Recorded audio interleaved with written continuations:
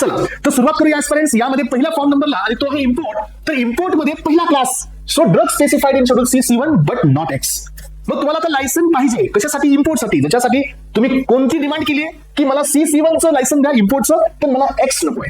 तर त्याच्यासाठी तुम्हाला फॉर्म ऍप्लिकेशन द्यायचे फॉर्म नंबर 8. तर तुम्हाला ग्रँट मिळेल फॉर्म नंबर 10.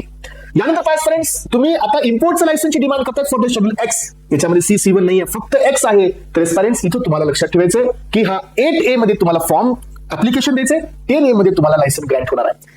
ऍस्पायरंट्स तुम्ही म्हणाल की सर मग हे वरती का आलं नाही? हे एक्सेप्शन मी आधी सांगितलं, जो चार्ट तुम्हाला स्टार्टिंगला देण्यात आलेला आहे तो पूर्ण नाही आहे. नाही राईट, लक्षात ठेवा हे सगळं पूर्ण आहे, ते फक्त एक अजम्पशन होतं, तुम्हाला लिंक लागण्यासाठीचा एक प्रोसेस होता तो फक्त. यानंतर काय फ्रेंड्स, इम्पोर्ट करायचंय. सो लायसन कशाला पाहिजे तुम्हाला? ड्रग जो इम्पोर्ट होत आहे त्याची एक्झामिनेशन, त्याची टेस्टिंग किंवा त्याची अनालिसिस साठी. तर तुम्ही फॉर्म ऍप्लिकेशन द्या 12 मध्ये, तर तुम्हाला ग्रँट होणार आहे फॉर्म नंबर 11 मध्ये. यानंतर पहा friends, import the drug by government. हा हे थोडं अजून इम्पॉर्टंट आहे.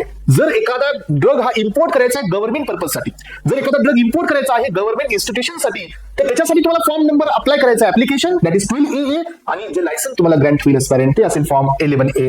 यानंतर पाच फ्रेंड्स, स्मॉल क्वांटिटी इम्पोर्ट करायचे फॉर पर्सनल यूज साठी.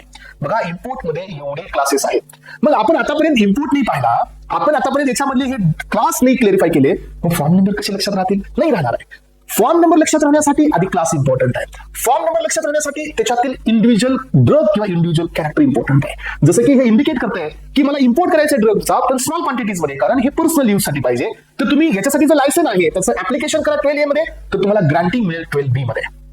तर फ्रेंड्स यामध्ये आपले जेवढे काही ऍप्लिकेशन्स होते इम्पोर्ट रिलेटेडचे हे सगळे, आणि जेवढे काही ग्रँटिंगचे फॉर्म होते हे सगळे इथं संपलेले आहेत.